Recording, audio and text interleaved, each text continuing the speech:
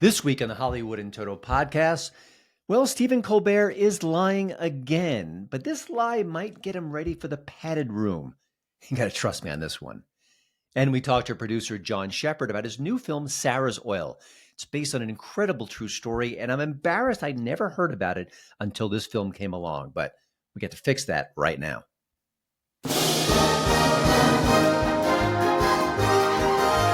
Welcome to the Hollywood and Toto Podcast. Entertainment news and reviews without the woke Hollywood narrative. Free speech, free expression. Now that's entertainment. And here's your host, award-winning film critic, Christian Toto.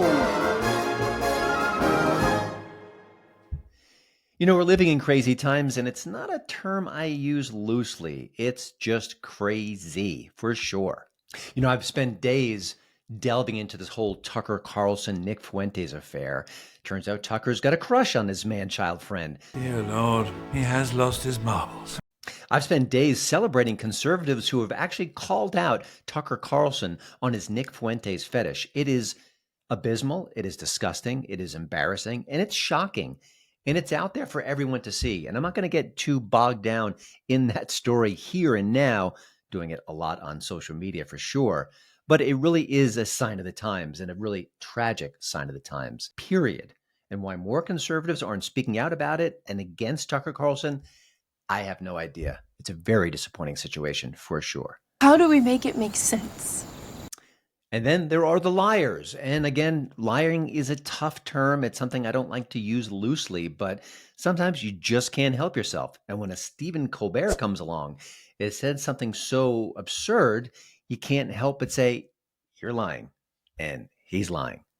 Now, of course, Stephen Colbert is in the news once more. He just gave an interview to GQ magazine, talked about a variety of topics, including the fact, by the way, which isn't getting a lot of attention, that he's not blaming his show's cancellation on President Trump. He understands the context, but he's not really going there. I guess you could say good for him, because there's no real proof that that's going on, but it certainly wasn't easy for him to say because all his fans are saying, oh my gosh, Trump canceled you. It's the end of democracy. It's the end of fill in the blank. Perfect time to panic. But something else he said in the interview just struck me as laugh out loud funny. And in Colbert's defense, he hasn't made me laugh for quite some time. Well, he was talking about politics and his political positioning. And he said, you know what? People may assume some things about me, but I'm more conservative than most people realize. Now, at this point, the GQ interviewer should have done a spit take or some sort of some sort of crazy reaction. But from the best I can tell, there was no reaction, or he was allowed to continue with the interview. Instead of saying, like any journalist should, excuse me, Mr. Colbert, what conservative views, what conservative positions, and if you have any, why are they not apparent in any capacity on your late night show? Seems like a good forum. But that's just what Colbert does now. He just lies straight up. We all have to swallow it. We all have to say, okay, I guess he's pretty conservative. Now, the reason why he's doing it is obvious. His political views, which are aggressively to the left, are more powerful if they're told from a nonpartisan or sort of politically balanced point of view. I hope my coming here today is evidence enough that you can trust me. If Bill Maher says something, for example, you know he's liberal, but he often speaks the truth no matter where the ideological fault lines are at any given point. So his stuff lands harder than usual. And if it's like a Sean Hannity, then, you know, everything he says is going to be right-leaning, and you kind of just take it for a grain of salt sometimes, sadly, just the way the culture goes.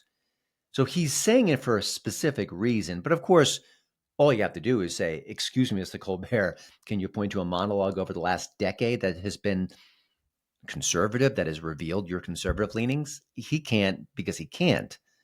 But that's just the way our culture goes. It's a sign of the dishonesty that's going on. It's a sign of media bias run wild. And it's just, you know, we just can't hold people accountable for much anything. And again, it's not a big deal, but certainly stuck in my craw. And also it exposes to the rot that's going on in journalism right now, which is profound. I don't know if CBS News can recover. I don't know if Barry Weiss can change things, but God bless her, and I just hope she does well. And good luck with that. But I also want to mention another story, which again isn't a very minor story, but I think it speaks to the cultural moment we're in right now. It involves the actress Kristen Chenoweth. Now, she's kind of a big Broadway star. She's done movies and TV shows as well. So I think people know her less there from the stage, but very talented actress, obviously. And after the assassination, the murder of Charlie Kirk, she put out a message. I'm going to paraphrase it just because there's no reason to get it word for word because you get the gist. Basically saying, listen, I didn't agree with a lot of what he said, but this is a very tragic story. I feel for his family. I feel for his wife and the kids. Just a basic human response to a tragic situation. Pretty simple, right? Well, no. A lot of people who were following her attacked her in social media. You can't humanize him. You know the drill. I don't even have to explain it. The far, far left, which can be ghoulish for sure, savaged her. And then she came out with a quasi retraction or an explanation, which again is absurd. If you're human, you have a human reaction to tragedy, to someone being killed in the prime of his life.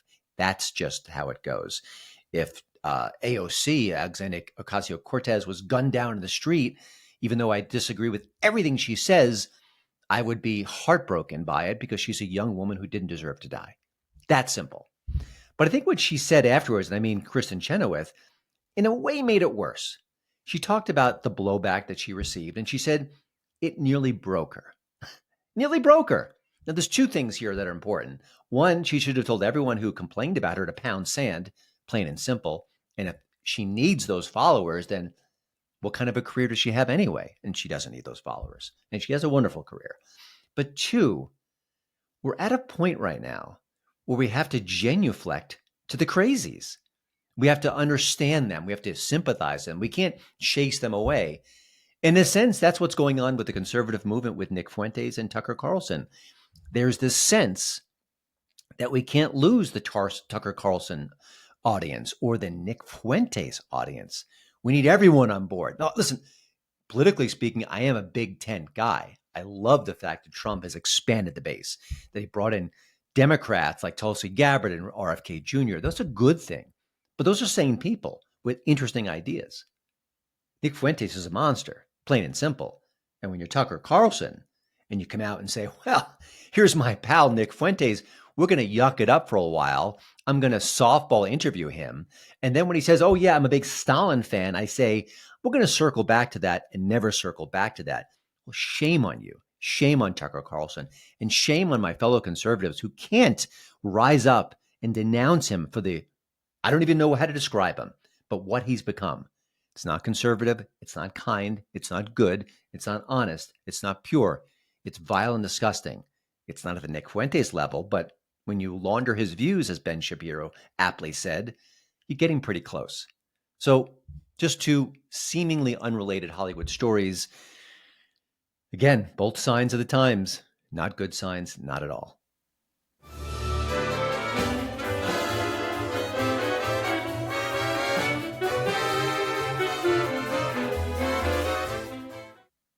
When you hear the story about Sarah Rector, you think, why haven't we seen a movie about it, a dozen movies about it? It's just a remarkable tale. Now, Sarah Rector was a young Black girl in the early 1900s, and through a series of events, she was given land in Oklahoma. Now, the land, at first blush, was seemingly worthless. I mean, as worthless as land could be. This land always has value. But it wasn't fertile. It didn't seem like it had a lot of potential. But this little girl had a thought, or at least an inspiration, that, hey, this could be oil-rich land. What if that were the case? What if they gave me something really valuable? And I'm going to find out. And of course, when she did find out, there was oil, and she became a millionaire. It's an incredible true story. And it's a kind of story you think, my gosh, this is perfect for the silver screen. But we haven't seen it until this weekend. The movie Sarah's Oil, and it's inspired by the real Sarah's story. There are some creative licenses taken here, and it's perfectly normal and perfectly reasonable, just what Hollywood does. But it is inspirational. It is really heartwarming. And there's some really darker themes here about racism, about abuse, about some of the terrible things going on in the early part of the 20th century in America. It's all there. It's a fascinating story. Here's a quick look at Sarah's Oil. My name's Sarah Rector. The state gave me 160 acres on account of my ancestors, and there's oil on. Well, how do you know that? God gave me the ears to hear it. Do you hear it, Blue?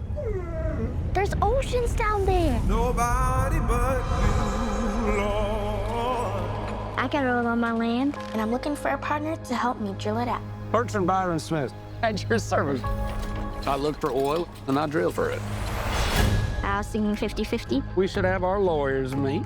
That's my lawyer, the Texas handshake. There ain't nothing more binding. We're in Oklahoma. It goes double for Okies. Here we go. Nobody but you, Lord. Nobody but. What's the damage?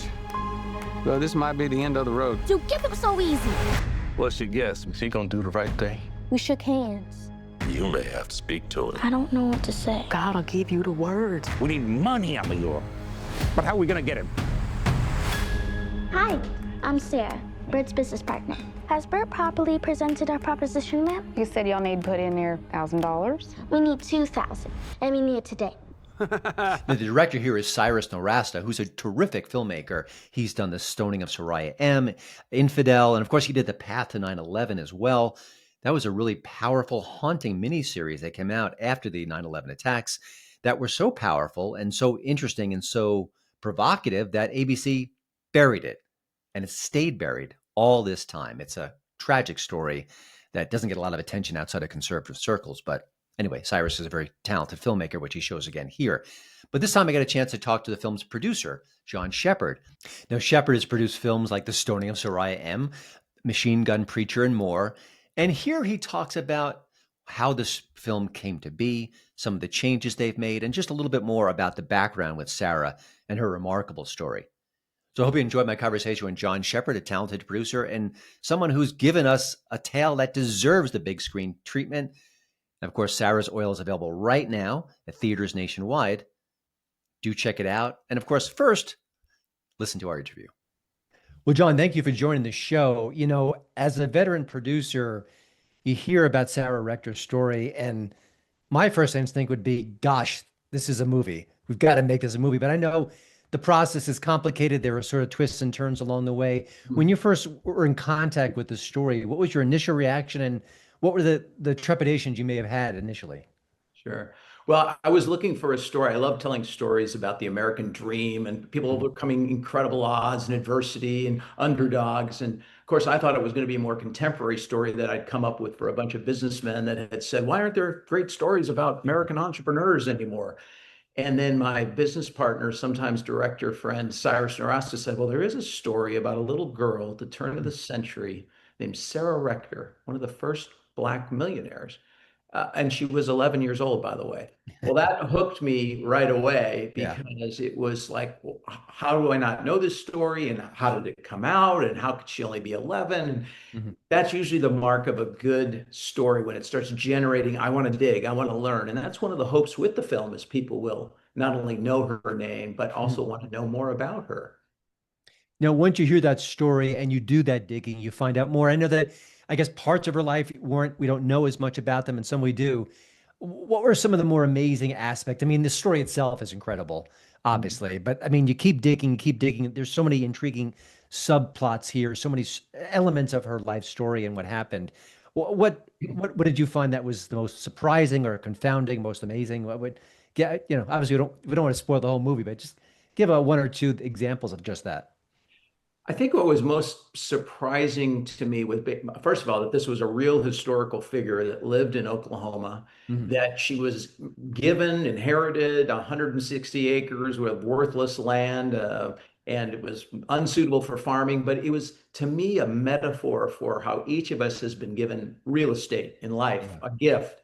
And it's not really what the world says it's worth, or even what you think it's worth. It's really about realizing it is a gift, and what you do with it is what matters, whether it's bigger. And she took what she was given, and through faith, through family, through community, through her own tenacity, hit the biggest gusher in Oklahoma history. But it's so much more than that. It's her journey of not being denied her dream. And I think, to me, that's the reason to tell the stories. It's inspirational, it's hopeful, it's a reminder to myself that, I've got gifts, talents. The only sin is not to use them, to discount them, to let somebody try and steal, kill, or destroy it. And that's so many dreams are shattered in Hollywood. Here's my dream realized as a movie, but her dream, more importantly, realized as a message to the world that anything is possible. Yeah. You know, one of the things that struck me about the film is the racism of the era. I mean, we can know that intellectually, to see it on the screen is very powerful and upsetting and unsettling too. Even our kind of quasi-hero here, played by Zachary Levi, has elements of that within him. Talk about getting that element, because I think it's obviously critically important to the story, and also to among the obstacles she has to overcome. But just as a storyteller, I think that there was a nice balance of showing it, not over dramatizing it. Just maybe just dig into that a little bit, because it's so curious to me. It was important for us in telling the story to be authentic and to be real and to represent the period without, over simplifying it or in any way exploiting it. It was really, what are some of the obstacles that she encountered? Everybody has obstacles in life. Those were the obstacles of the time. But as much as there was opposition, there were also different things that came along in her path that she was able to either change someone's perception or impact their perception or get help. So she was definitely had her own agency. I mean, this is a story about a little girl who, again, won't take no for an answer. But, it also made me realize that family plays a critical role. Her mom, her dad, her friends, people, circumstances. But we also didn't want to soft pedal or in any way downplay the fact that there was incredible resistance to a little girl of 11 years old having this sort of access to, untold potential wealth and riches. We know some of the sad stories of the time, but this was an inspirational one that actually, if you read more about Sarah after watching the movie, you see she became a benefactor, a philanthropist who gave back because so much had been given her. Yeah. That's the kind of stories I want to tell. And that's one of the reasons I thought it was an important time, but it's relevant for today. Now, when you're making this film, you deal with historians, you do the research. I understand you also reached out to her extended family. I know she's no longer alive, obviously, but right. I guess in a way that's a wealth of information, but it makes the balancing act harder to make sure that you get her story as accurate as possible. I know there are creative license issues here as well, but you're kind of capturing the essence of what she went through. Does that make it more challenging? Does it make it easier to have all that flooding of information? Where do you kind of come down on that as a storyteller? Anytime you tell a true story, you increase, the challenges, because there'll be people that say, well, that's not what happened or this happened. But what we did was, very little is known about Sarah from the time. Even the newspapers at the time published a picture. They said, well, this is Sarah Rector. And it wasn't. It was just like people. So we went to Tanya Bolden, who wrote a terrific book called Searching for Sarah Rector. It seemed to be the most authoritative, definitive.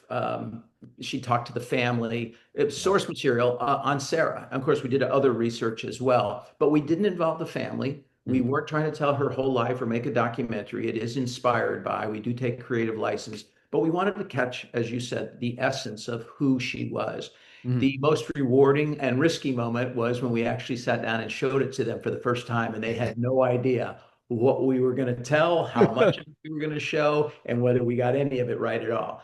And they, at the end, to a T, said, wow, you really captured the spirit of our great aunt. And that was so inspiring, hopeful. And look, the film is a poor representation, I'm sure, of the actual Sarah Rector. And yet, just like all of us are poor representations of our ancestors, there are some really good things that come through that we thought we got right. And we hope that will inspire the next generation.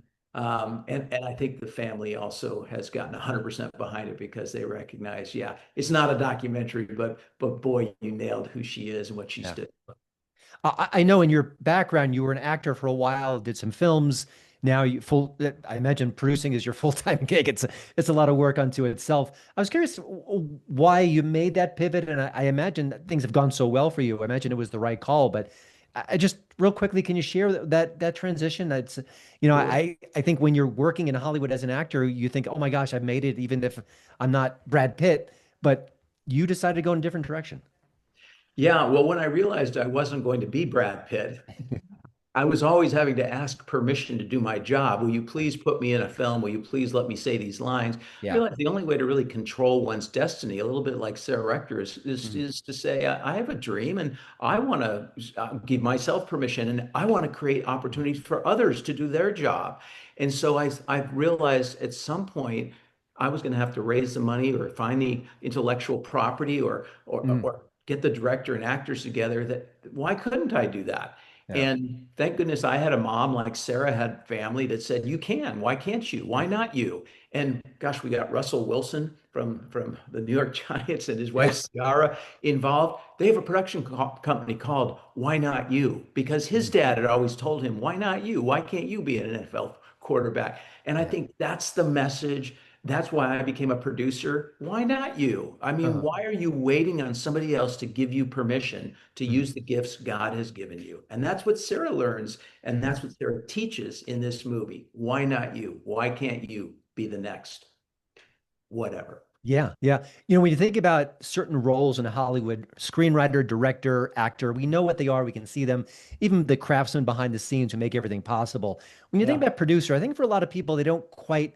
grasp it. They don't, and I'm sure you wear many, many hats, but tell us a little bit about what it's like to be a producer that people wouldn't expect. Maybe something less glamorous, or just maybe something that you take on that maybe other producers don't. From my perspective, a producer is anything but glamorous. In fact, you're a problem solver all day long. And we had nothing but problems in Oklahoma. We had tornadoes, we had ticks, we had thunderstorms, we had incredible excessive heat. And every day I'd come to set just praying and hoping what's going to go wrong. How can I fix it? Yeah. My kids used to come to set with me before they realized we just stand around and watch other people work all day.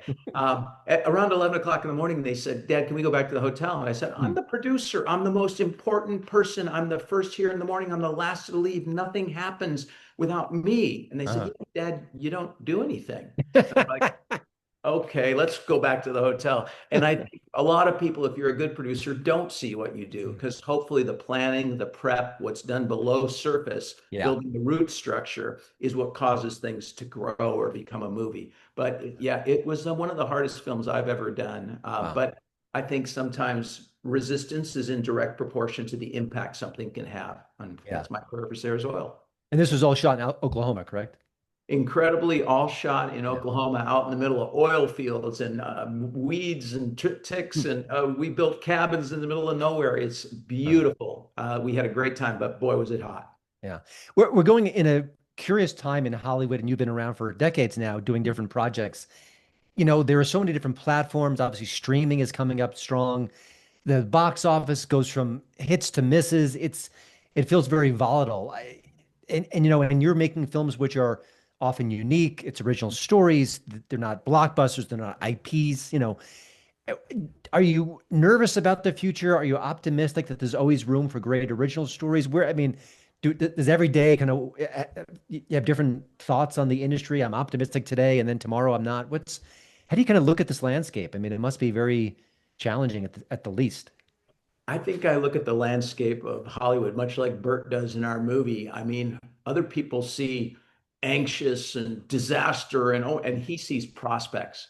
I see times of change as opportunity. And I think we live in an exciting time right now where independent filmmakers like myself can get movies that have previously been really hard to make, or have elements of faith, or have elements of, just the independent spirit is alive and thriving, because when the circumstances of life and the industry and the economics and the world is coming at filmmakers and artists, we either get creative or we die. And I choose to get creative. And I think that's why the projects we do attract other interesting, creative people that are believers in the art, the storytelling, the inspiration. Yes, we want to make things that are economically responsible, but we don't have to make them at studio superhero budgets. Sarah is a superhero without a cape. We made it at an indie price, but it has studio quality, and Amazon MGM was gracious enough to say, we love it. We've tested it. We're going out on 2,000 plus theaters. So to me, it's an exciting time. But yeah, I wake up every morning anxious and terrified. What will I do next? but that's what I makes wouldn't it trust a an life artist who faith, didn't have a right? little bit You of that, have because to it seems depend on realistic. It actually kind of makes you put your best face forward. Before I Absolutely. let you go, I don't know if you can talk about this or if, how much is acknowledged, but I was checking out your IMDb page and I saw a project called The Rescue, which I believe is with Cyrus and Rasta as well. Is that something you can talk about? It sounded interesting. Yeah, we have Cyrus and I. I like to say, as a producer, I have 100 irons in the freezer. Every once in a while, one gets hot. And The Uh, Rescue was another. I get inspired by true stories, mhm. and so anytime you find an untold true story that is inspirational, I'm in. So that's one we're working on. I also pitched the Wonder Project, who we're doing this project with the true story of how It's a Wonderful Life became a movie. That's Oh, called wow. Imperfect Wonderful. Cyrus is off doing another film with Jim Caviezel right now, who we've worked with on Stoning of Soraya M. So we're always got something going. We don't know what will be next, Mhm. but I would say we're very encouraged with the climate and landscape of Hollywood right now. There's never been greater opportunity for independent filmmakers, but it's a terrifying time for the old models because a lot of them are broken. Yeah, yeah, no, well put. Well, I mean, I think the word of mouth alone on Sour's Oil will will do a lot of legwork on the marketing. It's such a sweet, wonderful film, and it's so I'm used to Cyrus's work is often gritty and pulse pounding and dark, but this is anything but obviously sweet and emotional and uplifting. The film, of course, is Sarah's Oil. It's coming out in theaters everywhere, November 7th. John, thank you so much for taking the time to speak to me, talk about this project, and I look forward to chatting with you again. I love these inspirational, fact-based stories. They matter. They've got a great shelf life, and they put a bounce in our step, and we could use a bounce in our step right now. Well, we could all do that. Thank you, Christian, for your support of the film, watching the film. And yeah, I pray it's inspiring for you and others that get a chance to see it November 7th. That's all right. Thanks again. Your character actor of the week is David Morse. Well, thanks for checking out the Hollywood in Toto podcast. Once again, I hope you'll visit hollywoodintoto.com. It is, like this show, the right take on entertainment, news, reviews, and commentary, all from a right-leaning perspective. There's plenty of apolitical content on there, stuff that people on the left, the right, and the middle can enjoy. But of course, it is looking at Hollywood and the culture through a right-of-center prism, and we need that now more than ever, as they often say. So hope everyone has a wonderful week. Do check out Sarah's Oil if you can. Give it some support. It's a good film. I think you'll enjoy it. And of course, be good, be kind, be strong. Doctor's orders.